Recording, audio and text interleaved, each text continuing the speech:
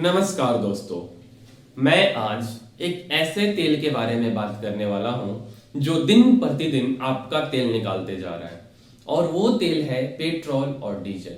क्योंकि देश के कुछ राज्यों जैसे राजस्थान और मध्य प्रदेश में आज पेट्रोल की कीमत 113 से 114 रुपए लीटर तक पहुंच चुकी हुई है और डीजल की कीमत भी काफी ऊपर है। पेट्रोल के दाम कम हुए कि नहीं हुए, डीजल के दाम कम हुए कि नहीं हुए। अलग अलग राज्यों में ये डिपेंड करता है उन राज्य सरकार की वैट पे कि वहां की वैट वैल्यू एडेड टैक्स क्या है और वहां भी 109, 110, 108, 105 रुपए लीटर तक पेट्रोल की कीमत है।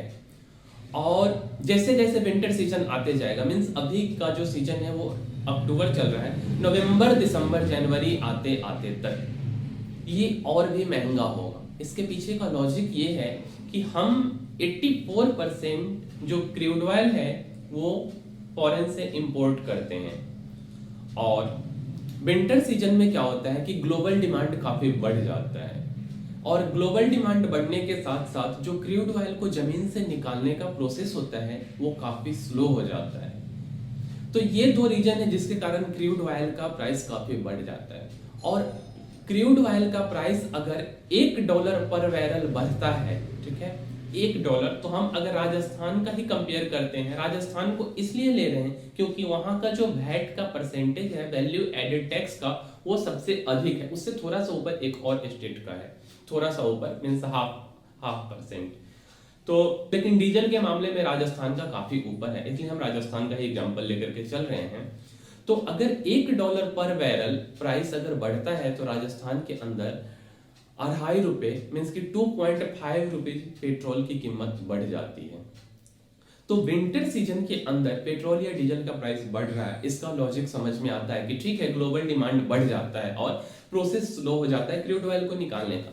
लेकिन अदर सीजन में जैसे जून जुलाई की बात कर लें या और भी मंथ्स की बात कर लेते हैं, तो इन सब सीजन में जो पेट्रोल या डीजल की प्राइस है वो काहे ऊपर जा रहा है, इसके पीछे कौन जिम्मेदार है, इसके पीछे का लॉजिक क्या है, इसको समझने के लिए हमें सबसे पहले ये समझना होगा कि जो पेट्रोल या डीजल का प्राइस है वो इंडिया के अंदर फिक्स कैसे होता है, कैसे तय करती है हमारी गवर्नमेंट।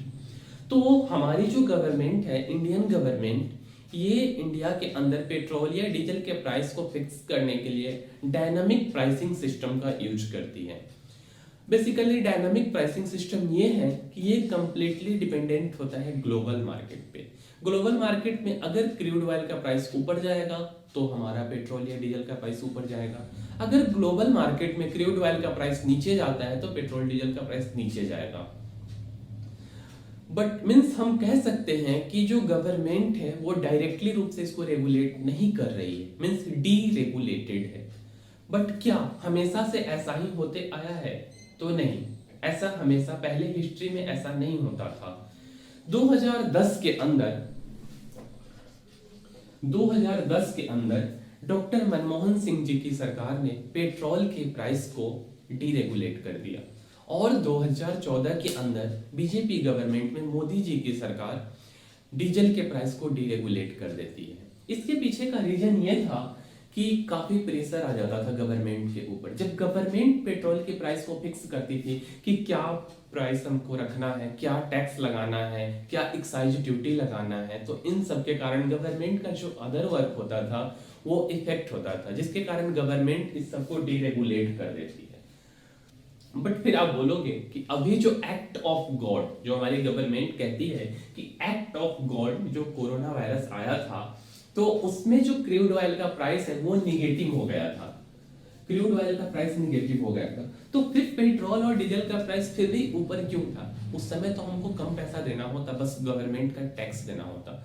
तो यार ऐसा है कि गवर्नमेंट बोलती है डायरेक्टली रूप से कि हम इसको रेगुलेट नहीं करते हैं, बट इसको इनडायरेक्टली गवर्नमेंट रेगुलेट करती है अपने टैक्स को इंक्रीज करके। तो जब कोविड एक्ट ऑफ गॉड आया था, मीन्स कोरोना वायरस आया था, तो उस समय गवर्नमेंट अपने टैक्स को काफी ऊपर कर देती, जिसके कारण हमें क्रूड ऑयल का प्राइस निगेटिव होने के कारण भी कोई फर्क नहीं पड़ा और हम प्राइस को ऊपर ही, मीन्स कि ऊपर वाले प्राइस पे ही हमको तेल खरीदना पड़ा। लेकिन यहाँ भी एक सिस्टम था। सिस्टम ये था कि जो डायनामिक प्राइसिंग सिस्टम के अंदर ये तो डीरेगुलेट हो जाती है 2010 के अंदर और 2014 के अंदर, बट यहाँ एक सिस्टम ये था कि महीने के पहली तारीख को और 16वीं तारीख को मीन्स कि 15 दिन के डिफरेंस तक, अगर फर्स्ट डेट को, अगर सपोज कर लो अक्टूबर के फर्स्ट डेट को जो प्राइस है पेट्रोल की वो 100 रुपए फिक्स कर देती है गवर्नमेंट, तो 15 दिन तक गवर्नमेंट इस प्राइस को चेंज नहीं करेगी। फिर 16 तारीख को जो है प्राइस को गवर्नमेंट चेंज कर देगी। और इसके कारण क्या होता था कि लोग क्या करते थे, जब उनको पता चलता था कि क्रूड ऑयल का प्राइस ऊपर जाने वाला है तो वो इस 15 दिन के बीच में अपने कार हो गया या व्हीकल जो भी है उनका, उसमें वो टैंक फुल करवा लेते थे, जिसके कारण सडन डिमांड मार्केट में काफी बढ़ जाता था। इससे भी प्रॉब्लम था। तो फिर गवर्नमेंट क्या करती है कि 16 जून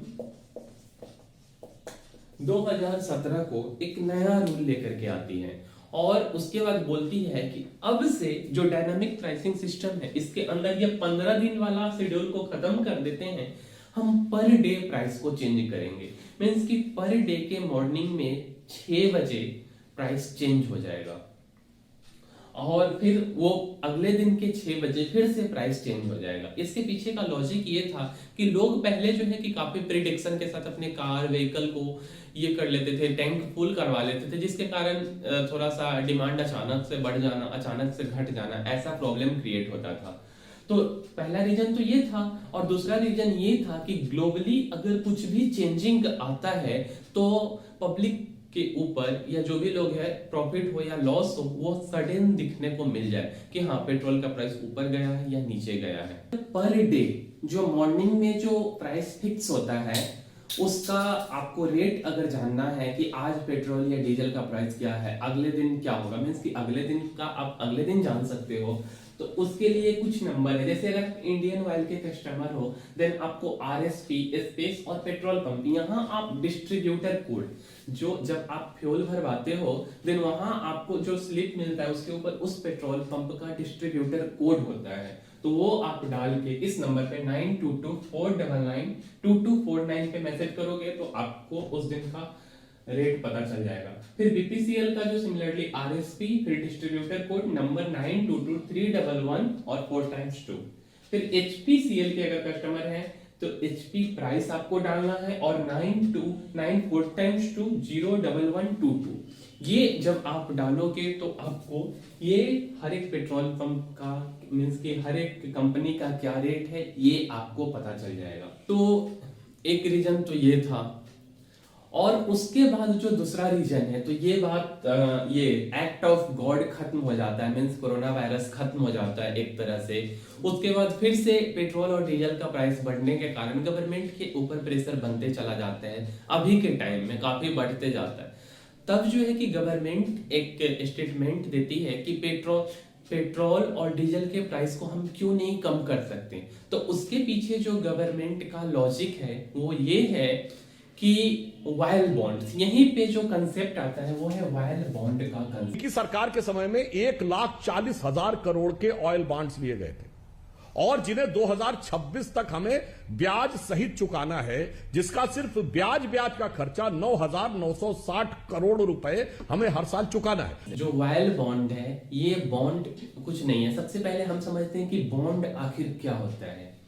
तो देखो यार, बॉन्ड जो है वो एक टाइप का लोन है, बट ऐसा है कि जो बॉन्ड है ये किसी आम पब्लिक के द्वारा इशू नहीं किया जाता है।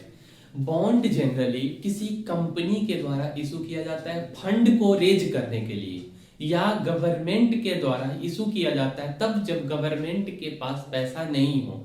बट गवर्नमेंट क्या करती है, जब बॉन्ड इशू करती है तो गवर्नमेंट के पास पैसा नहीं होता, तो पैसा नहीं होता तो गवर्नमेंट एक बॉन्ड दे देती है किसी को, जैसे कूपन दे देती है सिंपल भाषा में समझे तो, और उसके बाद बोलती है कि ये कूपन आप रख लो, एक सर्टेन पीरियड ऑफ टाइम के बाद जब मेरे पास पैसा हो जाएगा तो हम मीन्स कि आप हमको ये रिटर्न लेटर जो गवर्नमेंट लिख करके देती है एक बॉन्ड पेपर पे, वो आप मुझे दे देना और मैं आपको पैसा दे दूंगा। और उस सर्टेन टाइम तक गवर्नमेंट उस पे रेट ऑफ इंटरेस्ट चुकाती है। और जो बॉन्ड है वो एक क्या बोल सकते हैं कि ये ट्रेडेबल है, मीन्स कि ओपन मार्केट में स्टॉक मार्केट की तरह ये ट्रेड इसका किया जा सकता है। बट जो लोन है वो लोन क्या होता है कि लोन किसी बैंक के द्वारा किसी आम पब्लिक को या किसी कंपनी को दिया जाता है और इसका फिक्स रेट ऑफ इंटरेस्ट होता है। लेकिन ये सब टेक्निकल टर्म है, इतना आपको समझने का जरूरत नहीं है। सिंपल भाषा में अगर हम आपको बताएं तो यार सबसे पहले जो है बॉन्ड जो इशू किया गया था वो क्या हुआ कि गवर्नमेंट के ऊपर काफी प्रेशर आ गया था, क्योंकि एक टाइम था 2008 के टाइम में क्रूड ऑयल का प्राइस जो है $144 पे पहुंच गया था पर बैरल। यही वो समय था 2008 के टाइम जब काफी बड़ा इकोनॉमिक क्राइसिस आया था दुनिया के अंदर और क्रूड ऑयल का प्राइस काफी महंगा हो गया था। तो उस समय गवर्नमेंट के ऊपर काफी प्रेशर आ जाता है और 2012-13 के आसपास में भी गवर्नमेंट के ऊपर काफी प्रेशर आ गया था कि क्रूड ऑयल ये पेट्रोल और डीजल दिन प्रतिदिन क्यों महंगा होते जा रहा है। तो गवर्नमेंट जो है कि गवर्नमेंट के पास एक लॉजिक, गवर्नमेंट यहाँ पे एक लॉजिक लगाती है कि डायरेक्टली रूप से अगर हम पेट्रोल या डीजल के पैसा को कम करते हैं, क्योंकि वो भी एक सर्टेन लिमिट तक कम किया जा सकता है। अगर मान करके चलो कि 100 रुपए पेट्रोल है तो गवर्नमेंट ऐसा नहीं है कि वो अपने टैक्स नहीं लगाएगी। अगर टैक्स नहीं लगाएगी तो फिर कंट्री कैसे चलेगा। तो फिर क्या होता है कि गवर्नमेंट एक सर्टेन लेवल तक ही पैसा को कम कर सकती है। तो जो 100 रुपए कंपनी तेल बेचती थी, इंडियन ऑयल या बीपीसीएल या एचपीसीएल, हम आपको एग्जांपल के तौर पे समझा रहे हैं, तो गवर्नमेंट बोलती है कि आप इसको 90 रुपए में जनता को दो। तो कंपनी बोलती है कि ऐसा पॉसिबल नहीं है, क्योंकि हम 90 रुपए में, जब मेरा जो लागत मूल्य है वो 100 रुपए है, तो हम 90 में क्यों देंगे, कैसे देंगे, फिर तो लॉस हो जाएगा कंपनी का। तो गवर्नमेंट बोलती है कि आप ऐसा करो कि आप 90 में दो और बचा हुआ जो 10 रुपया है वो हम आपको बाद में दे देंगे। तो ये सबसे पहले वायल बॉन्ड यार 2005 में इशू हुआ था। 2005 से पहले भी इशू हुआ था, बट अभी हम यूपीए गवर्नमेंट की बात कर रहे हैं।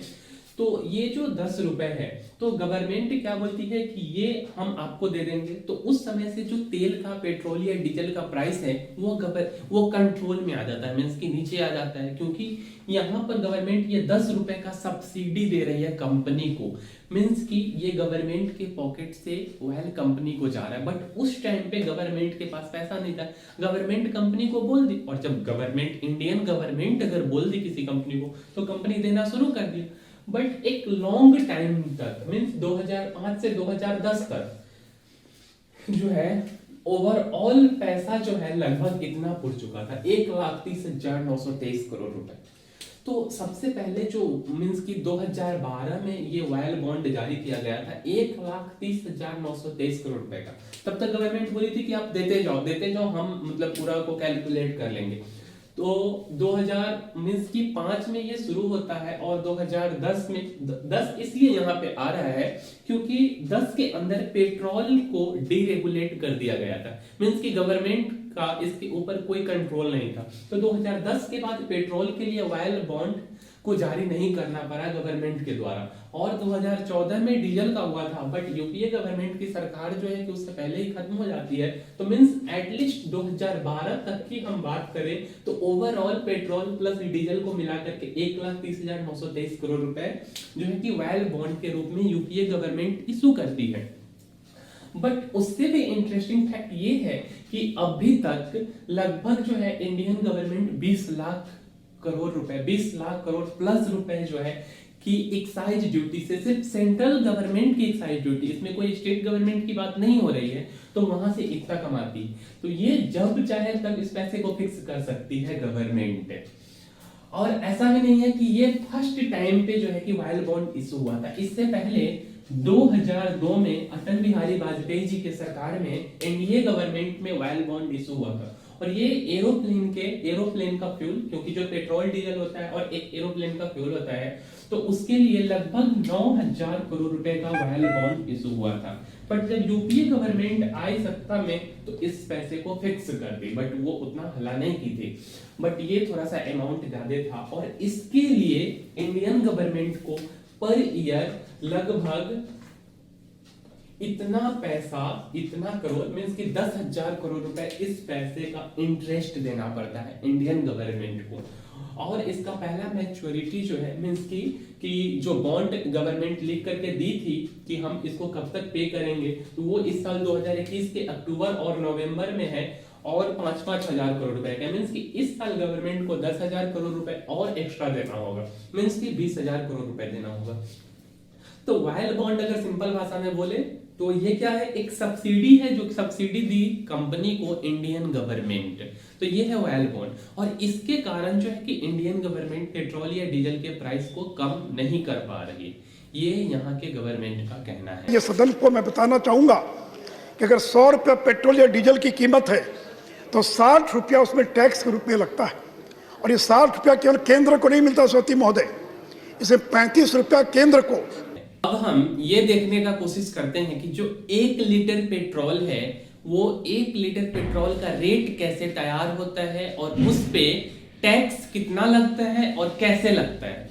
तो सबसे पहले यार, एक बैरल जिसके अंदर 158.987 लीटर होता है और एक बैरल का अभी का कॉस्ट $84 है, $84 पर डॉलर, और एक डॉलर में 75.35 रुपीज होता है, जिसके अकॉर्डिंग 6329.4 रुपए का एक बैरल ये क्रूड ऑयल का प्राइस हो गया, ठीक है।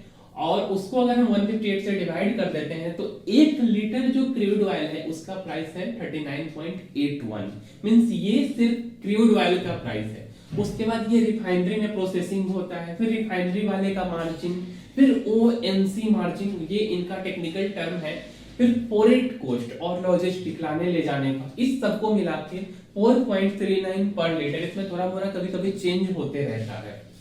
फिर सेंट्रल गवर्नमेंट का आता है excise duty, road cess as charge by central government, इस सबको मिला के अप्रोक्स मान लेते हैं 33 रुपीज, मींस 32 रुपए 90 पैसा अब भी का है। और कमीशन टू पेट्रोल पंप, जो एक पेट्रोल पंप जो अपना कमीशन लेता है वो है 3.79, ये भी चेंज होते रहता है, थोड़ा ऊपर नीचे होता है, और इतना तक सब कुछ सेम रहता है हर एक स्टेट का। उसके बाद वैट, जैसे राजस्थान का वैट 36% है, किसी स्टेट का 25% होगा, उसके अकॉर्डिंग प्राइस वेरी करता है, और इसके अकॉर्डिंग कहीं का 114, 113, 116, 117 ऐसे जो है ये प्राइस फिक्स किया जाता है। इससे भी एक इंटरेस्टिंग चीज है कि 2017 के अंदर जो पेट्रोल है हमारा, उसके अंदर वो जो पेट्रोल है वो प्योर पेट्रोल नहीं है, मींस कि 2017 के लास्ट आते आते गवर्नमेंट एक न्यू रूल लेकर के आती है और बोलती है कि पेट्रोल में 10% इथेनॉल मिला होगा। तो उसके बारे में हम थोड़ा सा समझते हैं। 2017 के लास्ट में नवंबर दिसंबर तक रूल आया था कि जो पेट्रोल या डीजल है उसके अंदर 10% इथेनॉल मिला होगा। 10%। सबसे पहले इथेनॉल क्या होता है? ये एक नेचुरल फ्यूल है जो कि शुगर और स्टार्च से मिलकर के बना होता है, मींस ये शुगर केन प्रोसेसिंग के टाइम पे तैयार होता है। और इथेनॉल का जो प्राइस है वो 60 रुपए पर लीटर है। और इसके अकॉर्डिंग अगर हम देखते हैं एक एग्जांपल लेके कि अगर आपका कार है और उस कार में आप एक पेट्रोल पंप पे 30 लीटर पेट्रोल डलवाते हो, सपोज कर लो, देन आपके कार के अंदर जो ओरिजिनल पेट्रोल है वो 27 लीटर आएगा और 3 लीटर इथेनॉल आएगा, मींस वो मिक्स होता है इसलिए आपको पता नहीं चलता, बट 3 लीटर इथेनॉल आएगा और जिसका प्राइस होता है 180 रुपए। और अगर पेट्रोल का प्राइस हम मान करके चलते हैं अभी के हिसाब, अगर मान करके हम चले कि 114 रुपए है तो 114 से हो गया 342 और